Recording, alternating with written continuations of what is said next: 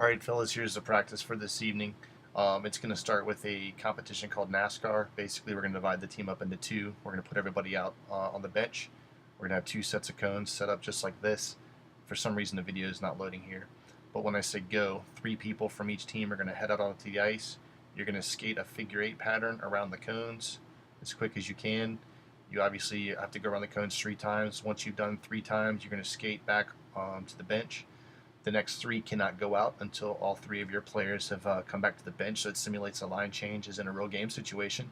And each team's going to have to go through and do 3 sets uh, or whatever the coach picks as far as the skating pattern goes.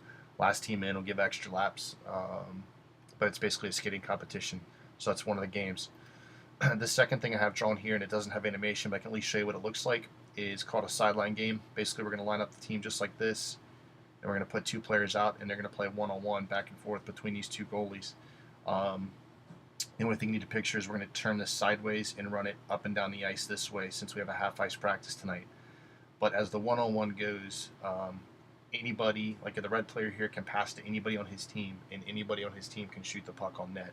So if I headman the puck to him, he can crank a shot on goal, or he can give it back to me on the one-on-one. So every single player that's standing in line needs to be in a hockey position and ready to give and go with some passes. Another game we're going to do, not a game, I'm sorry, we're going to simulate is called high-low 2-on-2 tip-ins. This is a very cool drill. I like it a lot. But we're going to set both of our goalies up across the ice this way. The black team will put their defenseman here. Green team will put their defenseman here. The only way that you can score is by deflection. So this is going to force us to use our points a lot more as far as point shots go. But basically, what will happen is if green gets the puck, obviously they're shooting on the black goalie. They can pass the puck up to their point. The defenseman must stay at the point and put a puck on the net, either with traffic stationary in front or someone skating through. If black gets possession of the puck, they can skate it across. They can do whatever they want with it. But in order to score, they must get the puck back up to the point. The shot must start from there, and it must be a deflection in the net. Coach will be here to give new pucks, and we'll run 30 or 40-second shifts. Once again, this is going to simulate game situations and definitely getting our point men involved in shots. As you guys have seen from our statistics I've shown you, we don't generate many shots from the point like we should. Another drill we're going to do here, and I watched the first game from this past 2 weeks while I was gone, and I noticed that we struggle a little bit on our breakout and the decision-making process, and this is going to help with that. But basically what will take place is the coach is going to put 2 defensemen here, and you'll have 2 forwards that will be breakout forwards, but you all will start in this position. We'll have a forechecker 1 and a forechecker 2 sitting just like this. So coach is going to dump the puck in the corner. As soon as he does that, you're going to see the wings move into the right position for a breakout, right? So there's no pressure. It's strong side. So F1 is going to get into this position, and F2 is going to be right here in the slot, just like he should be. As soon as D1 goes down to get the puck, we're going to send a forechecker on him immediately to create pressure, so he can't play around with the puck.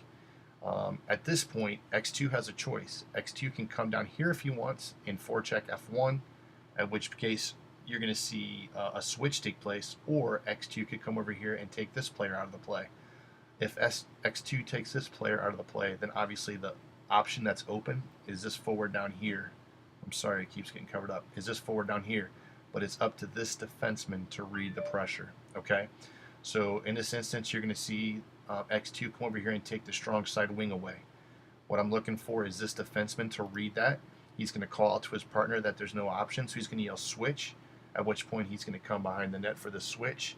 We're going to move it across. You'll see F2 come and open up. We'll make that breakout pass, and then F1 will ladder across the ice so he can receive a puck back for a breakout. So we'll run that through several times. What I've seen in the games is the decision-making process here takes too long.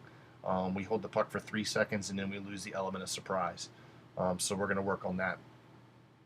The next drill, you guys have seen this before, but we have yet to do it in practice because we've been so busy.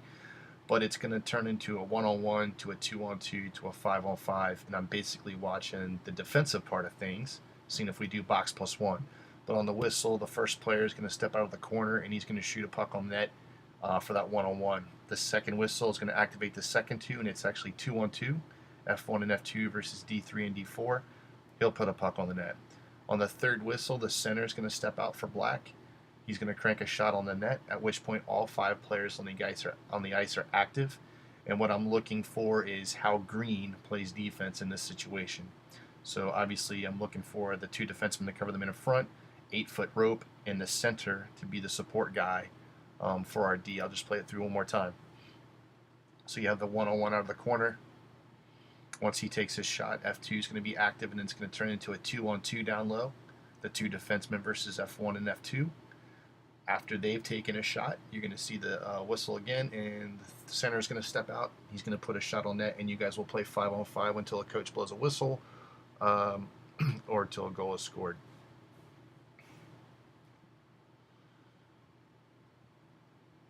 Kind of slow animation there. This next game is called 4-on-2 behind the net. Basically what you're going to see is we're going to place 2 stationary players here, 2 stationary players here. It's going to be 2-on-2 both ways. You cannot shoot the puck until you pass it to a guy down low, and then these guys can sprint to the net for tip-ins, for one-timers, whatever we want. But again, it's going to generate a pass versus just these players shooting the puck, which I will talk a little bit more about in the locker room. And that covers pretty much most of it.